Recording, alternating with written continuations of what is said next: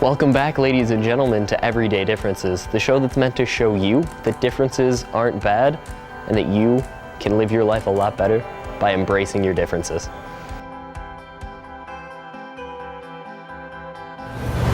Welcome back, ladies and gentlemen. This is episode 7 of Everyday Differences. My guest this week is Mr. Eric Dawson from Peace First. Eric, could you tell me a little bit about what you do here at Peace First? Sure. So first of all, thanks for having me, Justin. The big idea behind Peace First is that young people around the globe are incredibly hungry for alternatives. That we tend to look at young people as problems that we need to fix or victims that we need to protect. Or even worse, we look at young people as the future, right? Justin, you're going to be a great artist or athlete or writer or leader someday. And the challenge is we don't invite young people to greatness. And so the whole idea behind Peace First is that we want to challenge and invite and celebrate young people's capacity to be peacemakers, right? Their commitment to compassion, to courage, and collaborative change. Nice. And as you can see on the wall behind me, there are 10 pictures here. These are all of the Peace First Fellows. I am very honored to be included in this group with the 9 other amazing kids on here. Could you tell me a little bit about what the Peace First Prize is and is meant to do? Sure. So I read 2 very scary statistics. One was from a group called the Berkeley Media Studies Group that tracks media usage, and that found over the period of time all the news stories involving young people, only 1% of them were positive. It's not going to be surprising to you that so many of the messages we have about young people is that they are problems or victims. The other was a research poll that Gallup did around adults' opinions of young people, and found that 71% of adults have a negative image of young people, right? That you're lazy, apathetic, or dangerous. So we wanted to tell a whole different set of stories. We wanted to invest in a group of young leaders, and we wanted to create an alternative invitation to young people to unleash their moral imaginations. So the prize is really imagined as a Nobel Peace Prize for young people. So it's a national search for young people who've made a commitment to compassion. So like you, crossing lines of difference, bringing people together. Courage, so showing perseverance, taking risks, and then collaborative change. So we were and are less interested in the kid who runs into a burning building to save a family, right? Which is a great thing to do. We want to tell the stories of the young people who are mobilizing other people to create lasting change. Because at the end of the day, social change isn't, the civil rights movement wasn't Dr. King or Selma. We tend to think about these great people in these moments, but it's thousands and thousands of people deciding they weren't going to ride a bus or they were going to do something different. And in that case, a lot of them were women and a lot of them were young people. So we're doing a national search for young people to tell us their stories. It's super easy to apply. It's 2 or 3 questions online. We want to hear about your peacemaking work, small or big. And then from that, we'll choose a group of winners who will receive a 2-year, $25,000 investment in their work and a fellowship program. So we want to build these young people as leaders. We want to help them scale their impact. And we want to help build a movement where young people are working together to change the world. It's a great thing. I know that I found out about this kind of in an interesting way. I was actually nominated back in March of 2013 for the 13 Prize by a hall monitor at my high school, and I am extremely thankful for it. I mean, it's gotten me here in Boston in the Peace First offices, which is absolutely insane that this all happened. Now, I will be the first to tell you the Peace First Prize is an amazing, amazing investment. If you know of a young person that is a leader, definitely nominate them or ask them to apply for the 2014 Peace First Prize. How would somebody go about nominating or applying? Go to our website, www.peacefirst.org. There's a little thing for the Peace First Prize, and it's all very simple, very straightforward. Read stories like yours for inspiration, and we want to hear stories. We want to hear stories of all different kinds of young people doing all different kinds of work. Now, there's a lot of things that you do once you have selected these fellows. Myself and the 9 others originally were going to come in for a gathering, but unfortunately due to weather, I was the only one that was able to make it in. We will have another gathering in the future, but what do you look to do with these amazing stories and amazing projects that these young people bring to you? I think what makes Peace First and the Peace First Prize unique is there's a lot of prizes and competitions, right, where you get $1,000 check for the good work you're doing, or you're invited to go to a luncheon. This is a deep 2-year investment. I mean, you know this because you went through a 9-month interview process to get here. We thought very carefully of the community that we wanted to bring together. We wanted stories that were incredible, but also accessible. So I want young people to be able to hear and learn about your work and our other young people, and not only say, wow, that's incredible, but also, I could do that too. And so the idea behind the fellowship is really to invest in you and these other young people as leaders. You know, I always, when I talk about you and our other fellows, I describe you as leaders who happen to be young. And so we really want to help build your skills as peacemakers, understanding that peacemaking isn't just what you're doing with the Tolerance Fair, it's what you do every day when you show up, everywhere you go. The other thing we want to do is help you scale your work. So this is really helping you articulate what is your dream about what you want to do, and how do we then help you do that. So for you, it may be that you want tolerance fairs to be in the 20 largest markets in the country. Okay, let's help you do that. Let's build out that plan. Let's think about what that would look like. How do we build that out over time? What are the resources you need? So our job is to be your partner in making all of your peacemaking work come to fruition. And then finally, what's the power when you bring 10 young people together?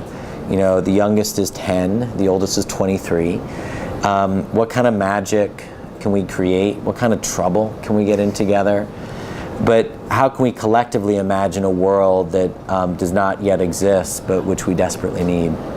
Now, Eric, you may or may not know what this is. This is probably my favorite part of the show. This is the question microphone. It signals the beginning of the question round, where we just drop all serious notes, anything like that, and I'm going to ask you some silly questions, and you're going to give me the best possible answers that you can. And yes, it does squeak. Love it. It's fantastic. I'm ready for silliness. I don't think you are. Prepare yourself. Okay. If I were to look in your refrigerator right now, what would I find? Unfortunately, absolutely nothing except a tremendous amount of mustard.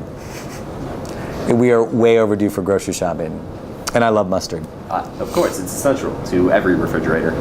If you could spend a day in any part of the country for absolutely free, no strings attached, where would you go? So I've got two answers. So I have this goal before I turn 40 to go to all 50 states, and I've been to 57 of them. So I've got 3 left. I've been to 47 out of 50. So I've got Oklahoma, North Dakota, and Idaho. So if I could find a way to get to all 3 of them to check that off, that would be great. But besides that, I'm an Ohio boy, and I've been out of Columbus for 22 years, and spending a day around my people would be a joy. It's a great place to come back to. Ohio is a magical place, especially... Go Buckeyes. Especially Cleveland. If you're interested, March 9th, 2014, Cleveland Convention Center. Come to the Tolerance Fair. If you could go back in time and spend a day or have lunch with one person from any part in history, who would it be? That's a good question. So I go through these periods of time where I get obsessed with moments in history. And so like I was reading all about suffragettes and the women's right to vote movement, and like being at Seneca Falls and those moments. But the latest book I've been reading is a book about the civil rights movement, specifically looking at the early King years. And so I've been reading about the freedom riders, these, again, mostly young people, kids, integrating interstate bus terminals in the Deep South. And these moments when they were on buses having their buses lit on fire, having the crap beat out of them, and not returning any of that with anger. To witness that kind of courage. I like to think I'm a peacemaker and I take risks in my work, but to literally get on a bus where you don't know in the place that you're going to end up, if you will be shot, stabbed, lit on fire, lynched, and that you return this sort of visceral flood of anger with nonviolence is something I would love to, love's not the right word, something that would be deeply meaningful to witness. Now, what is one talent or skill that you have that you aren't necessarily proud of or would not be the first thing you would tell to someone you just met? So I'm a very good gargler. And in fact, I once gargled, "You make me feel like a natural woman" at a church talent show. This was before the day when people had smartphones, were able to tape things, which I'm grateful for. Oh, darn. I have a special talent for being able to gargle musically. That is amazing. I don't like to brag, but yes, it is. Now, Eric, every week at the end of Everyday Differences, I post something called the Weekly Conversation, and that's a question that people can get involved in and talk about in the comments below. And this week, with the 2014 prize being in full effect with applications and nominations, I really want to know this week's Weekly Conversation is, how do you make a difference? So that's a question you want me to answer? Yes. How do I make a difference? In a ton of ways. It's interesting. I find that how I think about making a difference as I'm getting older, entering middle age, is very different than when I was younger. So for me at this point, it is, how do I create opportunities for young people to tell their powerful stories? And that I think is my difference making in this chapter, is providing access to people like you to capital, resources, platforms, because the world needs to know about you. It's a great way to make a difference. Now, again, 2014 prize, huge, amazing opportunity for anybody who does make a difference or does make peace in their community, in their world. Look directly into the camera, promote like you never have before. How are people going to apply and nominate the peacemakers that they know for the 2014 prize? Great. So Justin and I want you, and you, and you, and you, and you. And your brother as well. Or sister. Of course. To apply for the Peace First prize. It's a great opportunity to tell your story, the story of people that you know.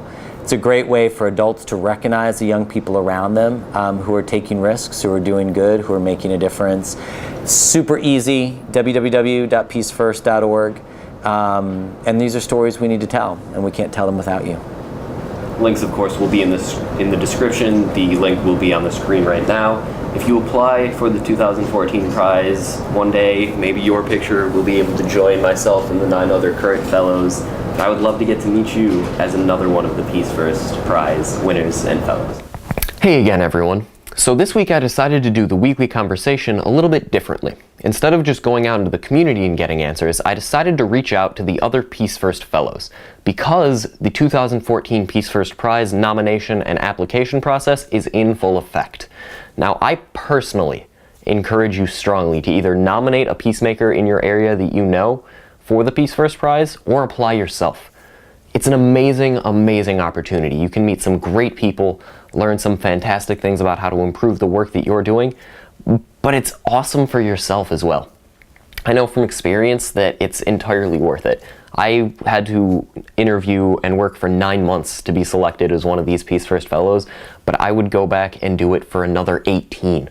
That's how worth it is. So nominate a person in your area, apply yourself, do it. Go for the Peace First prize in 2014, and I look forward to meeting you as one of the 2014 fellows from a 2013 fellow.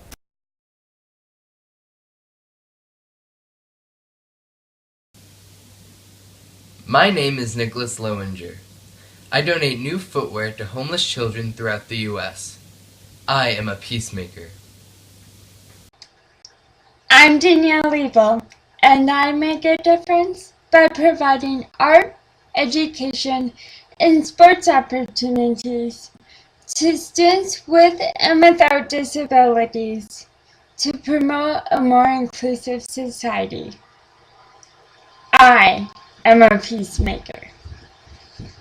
I'm Babatunde, and I'm an advocate for justice and peace between young people and police.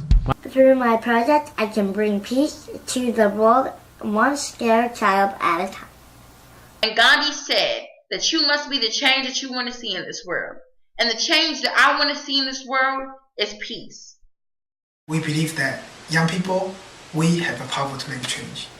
Well, I hope you liked that episode of Everyday Differences. I know I had a great time shooting it. Of course, the same as every week, don't forget to follow me on Facebook, facebook.com/Justin Bachman Speaker, Twitter and Instagram @JustinBachman3.